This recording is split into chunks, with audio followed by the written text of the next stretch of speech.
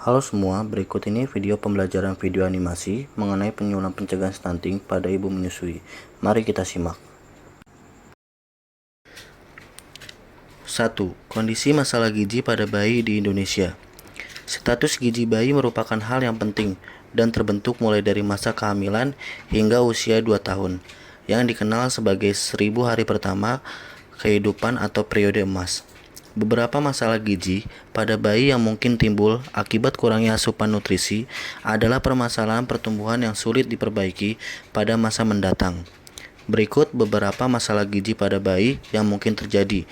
Yang pertama yaitu masalah gizi berat badan bayi lahir rendah. Yang kedua, masalah gizi bayi kurang. Yang ketiga, masalah gizi buruk pada bayi. Yang keempat, masalah gizi lebih pada bayi. 2. Kondisi stunting di Indonesia. Indonesia saat ini sedang menghadapi masalah gizi yang kompleks. Terlebih yang menjadi perhatian utama dalam masalah gizi di Indonesia adalah stunting. Kondisi ini berpotensi diperparah dengan hidden hunger akibat kekurangan gizi mikro yaitu vitamin dan mineral pada kelompok beresiko.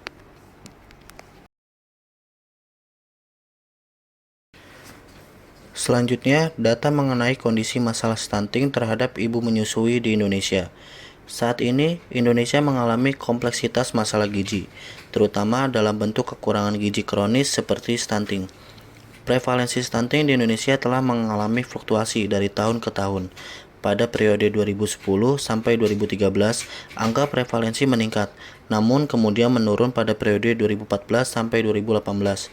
Menurut hasil survei status gizi Indonesia atau SSGI tahun 2021, prevalensi stunting turun dari 24,4% menjadi 21,6%, menunjukkan penurunan sebesar 3,3%. Hal ini menunjukkan efektivitas program intervensi terhadap stunting, baik yang bersifat umum maupun yang lebih terfokus. Meskipun demikian, diperlukan upaya yang lebih intensif untuk mencapai target nasional 14% pada tahun 2024. Pengetahuan dasar tentang pengertian gizi dan stunting. Gizi diartikan sebagai proses organisme menggunakan makanan yang dikonsumsi secara normal melalui proses pencernaan, penyerapan, transportasi, penyimpanan, metabolisme, dan pengeluaran zat gizi untuk mempertahankan kehidupan, pertumbuhan dan fungsi normal organ tubuh serta untuk menghasilkan tenaga. Definisi stunting sendiri mengalami perubahan. Menurut WHO tahun 2015, stunting adalah gangguan pertumbuhan dan perkembangan anak akibat kekurangan gizi kronis dan infeksi berulang yang ditandai dengan panjang atau tinggi badannya berada di bawah standar. Selanjutnya, menurut WHO pada tahun 2020, stunting adalah pendek atau sangat pendek berdasarkan panjang atau tinggi badan.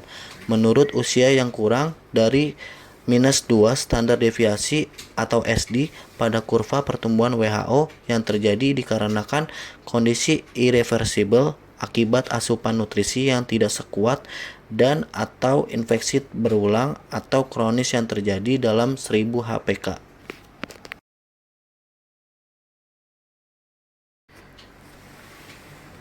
Kemudian, penyebab stunting dari ibu menyusui. Alasan mengapa tidak memberikan ASI eksklusif kepada anak sangat beragam. Yang pertama, ASI yang keluar saat menyusui tidak banyak sehingga kurang mencukupi kebutuhan bayi dan balita. Kedua, sesaat setelah melahirkan hingga 3 atau 5 hari setelahnya ASI tidak keluar sehingga harus memberikan makanan tambahan lebih dini seperti dengan memberi madu, susu formula, atau pisang. Ketiga, bayi rewel menurut penilaian ibu. Anak tidak cukup kenyang hanya dengan ASI sehingga perlu tambahan makanan. Keempat, ibu memiliki aktivitas yang padat seperti bekerja atau studi sehingga pengasuhan diberikan kepada nenek. Kelima, yaitu adanya faktor budaya yang menyatakan bahwa pemberian makanan tambahan sudah dilakukan secara turun-temurun sejak nenek moyang dan tidak pernah ada masalah.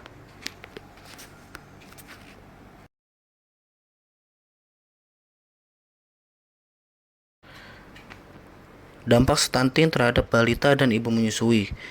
Yang pertama yaitu gangguan kognitif. yaitu anak yang mengalami stunting cenderung memiliki kemampuan kognitif yang terhambat, yang seringkali berhubungan dengan penurunan tingkat kecerdasan pada masa sekolah. Hal ini menunjukkan bahwa stunting juga dapat berdampak pada perkembangan otak anak selain mempengaruhi perkembangan fisiknya. Kedua, mengalami kesulitan belajar. Stunting dapat mempengaruhi tingkat fokus anak, karena anak yang mengalaminya sering menghadapi kesulitan dalam berkonsentrasi, yang berdampak pada proses belajar mereka. Ketiga, rentan mengalami penyakit tidak menular. Salah satu dampak stunting terhadap kesehatan anak adalah meningkatkan risiko mereka terhadap penyakit tidak menular pada masa dewasa, termasuk obesitas, penyakit jantung, dan hipertensi. Keempat, imunitas lebih rendah. Penurunan kekebalan tubuh yang terkait dengan malnutrisi pada stunting dapat disebabkan oleh kurangnya asupan gizi yang berdampak pada sistem kekebalan tubuh secara menyeluruh. Kelima, hilangnya produktivitas.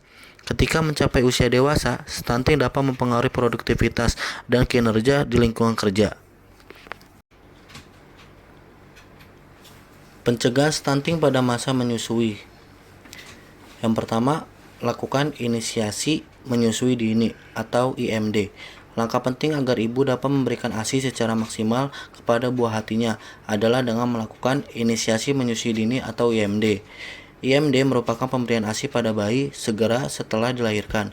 Buah hati diletakkan di atas dada ibu dan dibiarkan untuk mencari puting susu secara mandiri. Hal tersebut terbukti meningkatkan bonding antara ibu dan buah hati serta akan mengoptimalkan produksi hormon yang berperan dalam produksi ASI. Hasilnya, ibu bisa semakin dekat dengan buah hatinya dan produksi ASI juga akan semakin banyak. Yang kedua, berikan ASI sesuai kebutuhan buah hati.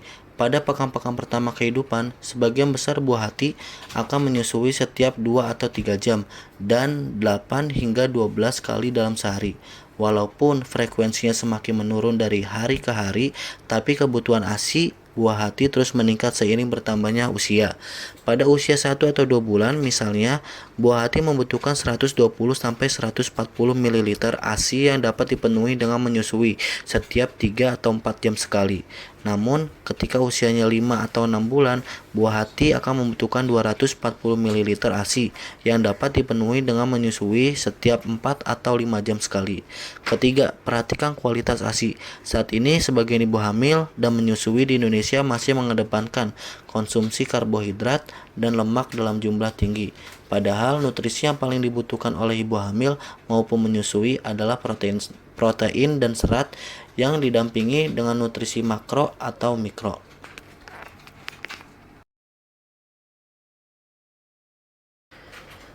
Selanjutnya, kapan kesehatan mental mulai terganggu? Kesehatan mental bisa dimulai terganggu kapan saja. Jadi, penting untuk menjaga diri. Saat menyusui, minumlah air putih 2 kali lebih banyak dari biasanya dan pastikan mengonsumsi makanan bergizi yang cukup kalori.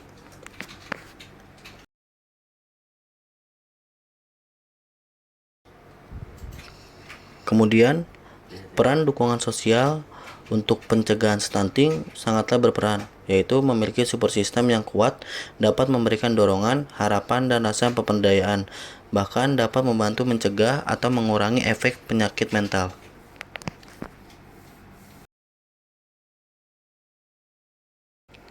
Terima kasih.